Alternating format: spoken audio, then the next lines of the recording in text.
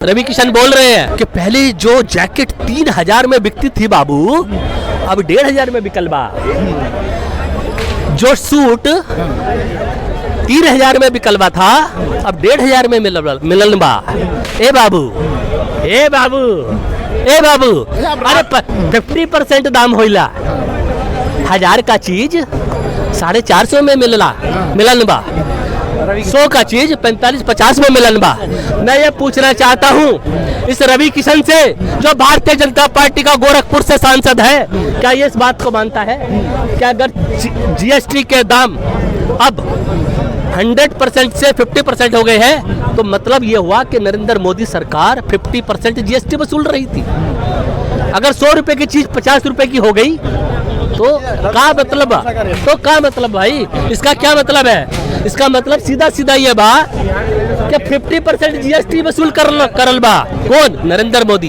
ए बाबू, ए बाबू, ये देश की जनता से भेदभाव करेल बा। बिहार में आज नरेंद्र मोदी जी ने महिलाओं के खातों में 75 लाख महिलाओं के खातों में 10-10 हजार रुपए भेजे हैं। उससे खुश हैं आप? ये तो वही नरेंद्र मोदी है ना, जो कपड़े फाड़ रहा था दिल्ली विधानसभा चुनाव के अंदर, कभी बुराड़ी विधानसभा में, कभी किसी विधानसभा में, कि केजरीवाल फ्री स्कीम बांटता है, फ्री बीज है, फ्री बांट रहा है, फ्री को लुटा रहा है, फ्री की रेवड़ियां बांट रहा है। तो भाई तुम क्या फेवरेट फ्री की रेवड़ी बांट रहे हो? 10,000 रुपए क्यों दे रहे हो महिलाओं को? क्यों दे रहे हो?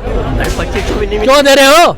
ये देश की जनता का टैक्स का पैसा है। जब देश की जनता के टैक्स के पैसे को केजरीवाल जब दिल्ली की जनता के टैक्स के पैसे को दिल्ली के मुख्यमंत्री अरविंद केजरीवाल उस समय पर चाहे बिजली के माध्यम से, चाहे डीटीसी के माध्यम से, चाहे पानी के माध्यम से, या चाहे किसी भी माध्यम से जब फ्री दे रहे थे, तब तुम्हारे पिछवाड़े में दर्द होता था कि केजरीवाल फ्री की रेवड़ी बांट रहा है। और आज मोदी खुद फ्री की रेवड़ी बांट रहा है। 10,000 रुपए जाके खातों में आएंगे। क्यों भाई?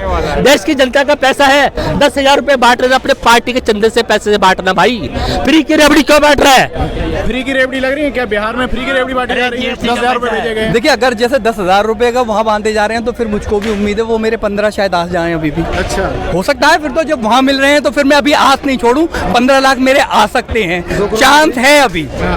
तो मैं अभी पूरी इस चीज पर बैठा रहूंगा कि हो सकता है कि मेरे 15 भी आ जाए अगर 10वां जा रहे हैं तो। मोदी जी आत्मनिर्भर भारत की ओर कदम बढ़ा रहे हैं। देखिए, आत्मनिर्भर की बात यह है कि आप सबसे पहले तो ये क्लियर कीजिए कि आत्मनिर्भर भारत, ठीक है, बहुत अच्छी बात है, और स्वदेशी अपना है। तो क्या स्वदेशी अपना है, ये भी क्लियर होना चाहिए कि देखिए, आपके जितने भी भारत के अंदर जितनी भी आपका जो इलेक्ट्रॉनिक गैजेट से लेकर जितना भी आपका ये सामान है, ये सब चाइना से इंपोर्ट होता है आपका, और यहाँ भारत में आकर उसको असेंबल किया जाता है। सुई से लेकर धागा तक भी सब वहाँ से आता है और यहाँ आकर असेंबल होता है। तो पहले तो आप ये समझे कि यहाँ क्या मेक हो रहा है, पहले मेकिंग के मतलब समझे, या हम ये समझे कि जितना भी यहाँ असेंबल हो रहा है, असेंबल इंडिया है या मेकिंग इंडिया है, ये भी तो क्लियर होना चाहिए। जितना आज चाइना से हम ले रहे हैं, कितना मतलब अब जितना पहले आता था भी 8-10 साल के अंदर बहुत ज़्यादा। अभी एक बार तो हम बोल रहे हैं कि चाइना का बहिष्कार करते हैं, चाइना का टिकटॉक बंद करते हैं, चाइना के बहिष्कार के बावजूद भी आज जितना इम्पोर्ट हाँ इलेक्ट्रॉनिक आइटम भी जितना इम्पोर्टेड हम वहाँ से कर रहे हैं, आप ये देखिए कि कितना दर है। तो आप ये बताइए कि स्वदेशी हम क्या अपनाएं, क्या मेकिंग इंडिया है, वो भी क्लियर होना चाहिए। वही तो दिया है, बिहार में लोग अपना कार्य शुरू करें, महिलाएं अपना काम शुरू करें, इसीलिए तो रुपए भेजे गए। अच्छा, तो आप ये बताइए कि वो कौन सा व्यवसाय होगा? अगर हम एक मोबाइल की दुकान खोल लूं, तो आप ये बताइए कि मुझे इंडिया के वो कौन कौन सी चीजें हैं जो वहाँ बेच पाएंगे? वो कहाँ से? चुनाव से पहले आप ये बताइए वो कौन सा मोबाइल होगा, वो कौन सा इलेक्ट्रॉनिक गैजेट होगा, वो कौन सी झाड़ू होगी, वो कौन सी लाइट होगी, वो कौन सी चप्पलें होंगी, वो कौन सा मैट होगा जो चाइना का ना होगा? आप रेट भी देखिए कि एक कैरी बैग जो चाइना का यहाँ आपको 2 रुपए 3 रुपए का पड़ जाएगा, और जो इंडिया का है उसकी आप कॉस्ट देखिए तो बिना चाइना से निर्यात करे हुए तो हमारा गुजारा ही नहीं हो पा रहा है। तो फिर हम क्या, आप बताइए क्या होगा? ये तो एक चुनावी मोदी जी कुछ प्रयास कर रहे हैं, फिर भी आप विरोध कर रहे हैं। देखिए, प्रयास के लिए हम तो उनके साथ सहयोग देने के लिए है ना। वो हमको बताएं कि गूगल के मुकाबले वो स्वदेशी हमको क्या देंगे, यूट्यूब के मुकाबले स्वदेशी क्या आएगा, वो क्या कहते हैं इसको, फेसबुक के इनके क्योंकि सबसे ज्यादा तो ये हो रहा है, आप भी जो अपनी ये वीडियो डालेंगे वो कौन सा स्वदेशी चैनल होगा जिस पर आप ये दिखाएंगे, तो खाली कह देने से नहीं होता सर, चुनावी स्टैंड है। कहने से ये सब चुनावी बातें। आप भारत में अगर देखेंगे तो बहुत सारी ऐसी चीजें हैं, कह देना हम सब कोशिश कर रहे हैं, हम बहुत अपनाएंगे, सारी चीजें अपनाएंगे, मगर ऑप्शन भी तो होना चाहिए सर। क्या कह रहे हो आप? मेरे कहने का ये मतलब है, जब चुनाव आता है तब ये सब ड्रामे क्यों होते हैं? ये सारा चुनावी स्टैंड है। मेरे कहने का मतलब 5 करोड़ लगाओ, 50 करोड़ कमाओ, all for business not politics. और कुल मिलाकर के भारत की जनता को क्यों बेवकूफ बना रहे हो? अब दिल्ली वाली जनता को बेवकूफ बनाया, जहाँ झुकी भाई मकान, उनका मकान टूट गया। अब बिहार वालों को बेवकूफ बना रहे हैं। लेकिन मोदी जी, आपको मालूम होना चाहिए कि बिहार और यूपी का आदमी गरीब नहीं है, सबसे पावरफुल और मजबूत है, बड़ी बड़ी खदाने और कारखाने हैं। और आप इसलिए कब्जा करना चाह रहे हो। झारखंड में कब्जा करना चाह, नहीं हो पाया, वहाँ सीएम अपना बन गया, 6 महीने अंदर रखा, फिर इसको बाहर निकाल दिया। रहा बिहार में तो नीतीश जी, आपकी गलतियों से लोग आपके अपोजिट हो रहे हैं। कोई कह रहा है पलटू राम, कोई कह रहा है सल्टू राम। कितना बड़ा दुर्भाग्य हमारा कि बिहार के मुख्यमंत्री का इस तरह से अपमान किया जा रहा है, ऐसे नहीं होना चाहिए। कुल मिला के मेरा ये कहना है कि ये 10,000 का ड्रामा 2500 दिल्ली में नहीं मिला गरीब महिलाओं को, और बिहार की महिलाओं को किसको दोगे आप? 10,000 जो पैसे वाले उनको दोगे, गरीब को तो मिलेगा नहीं। एक सवाल और आपसे है, रवि किशन की बात हो रही थी, वो जनता के मुद्दे उठाते हैं, समोसों को लेकर अभी आप दिखा रहे थे। रवि किशन के बारे में, रवि किशन के बारे में, ये जितने भी चुनाव में खड़े हो रहे हैं, रवि किशन या कोई फिल्म स्टार हो, इनकी दोगुनी राजनीति है। इसलिए ये फिल्मों में काम मिलना हो गया बंद। तो अब करेंगे क्या? खाली बैठेंगे? कुछ तो माल आएगा, एक पेपर साइन करेंगे, कोई बिल्डिंग बना रहा है, बिल्डर वो देगा, कभी वो देगा, कभी वो देगा। ये पैसा ठगने का काम। रवि किशन नाचो और गाओ। हाँ, क्या दिखा रहे थे वीडियो आप रवि किशन की? सर वो रवि किशन भी है, मनोज तिवारी हो गया, निरहुआ हुआ, इन लोगों का जनता क्यों भेजा गया?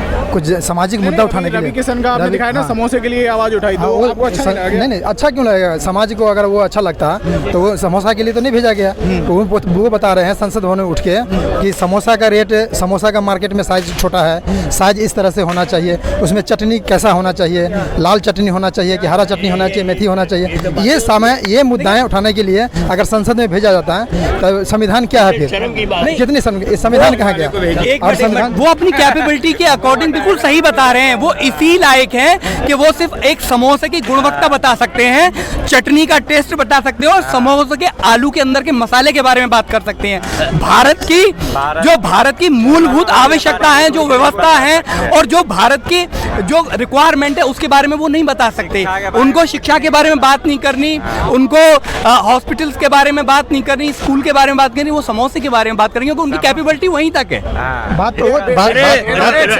रवि किशन जी, आप समोसा भेजो, समोसे की दुकान खोल लो। अच्छा, बिहार में जो रुपए दिया गया, देखिए क्वेश्चन पूछा था, उसको लेकर आप क्या कहेंगे? देखिए, महिलाओं को दिया। मैं कहना चाहूँगा कि मोदी जी जब 2014 में आए तो जिस राजा का कथनी और करनी में अंतर हो जाएगा ना, तो सक्सेसफुल नहीं होता है। ठीक है, नीति और नियम, जिसका नियत खराब होना था, नीति और नियम दोनों फेलोर चला जाता है। तो आप लीजिए, ये तो बड़े बड़े वादा किए, आप उनका शुरुआती वादा ले लीजिए, 100 करोड़ 100 दिनों में काला धन लाएंगे, सभी भगौड़ा को लाया जाएगा, 15 लाख रुपया दिया जाएगा, 2 करोड़ नौकरी दिया जाएगा, किसानों का आय दोगुनी की जाएगी, सभी बुलेट ट्रेन दिया जाएगा। तो इनको जो तमाम वादे हैं, मोदी जी तो पहले उसको पौधा किए। जब मीडिया उनसे पूछा जाता है कि मोदी जी तमाम वादे क्या हो गया, तो ये बोलते हैं ये पुरानी बातें हैं, आप भूल जाइए। जब राजा अपनी वादों पे पूरा नहीं होता है तब उसको राजा कैसे मान सकते हैं? मोदी जी, पुराने जो वादे आप गिना रहे हो, फिर भी तो मोदी जी प्रधानमंत्री दोबारा बन गया। तो प्रधान, ये तो जुमलाबाजी हो गया ना, ये तो हो गया जुमलाबाजी। मुख में राम बगल में छुरी। आप कहते हैं जीएसटी घटा दिए, लेकिन एक तरफ क्या किया, नशीली पदार्थ और कोल्ड ड्रिंक पे 40% लगा दिए। किस एंगल से घटाएं? जो समाज को बताएं, एक बार जनता को बताएं। सीए सबसे बात कीजिए, चार्टर्ड अकाउंटेंट से बात कीजिए। आपके तो वित्त मंत्री तो है ही, सारे तो है वित्त मंत्री, पूर्व वित्त मंत्री तो बोल तो रहे हैं। आप मुद्दा क्यों नहीं उठा रहे ट्रम्प साहब से? मैंने 50% में क्या ये सुब्रमण्यम स्वामी जी हैं, खुद बोल रहे हैं। यशवंत सिन्हा विदेश मंत्री ये बता रहे हैं कि ट्रम्प अगर 50% लगाते हैं तो ट्रम्प को इतना हस्ती हो गया कि 50% लगा देंगे। आप WTO में मुद्दा उठाइए, आप रिपोर्ट देखिए पूरे हिंदुस्तान का, आप मनमोहन सिंह का रिपोर्ट देख लीजिए, हम कहाँ लगाएं।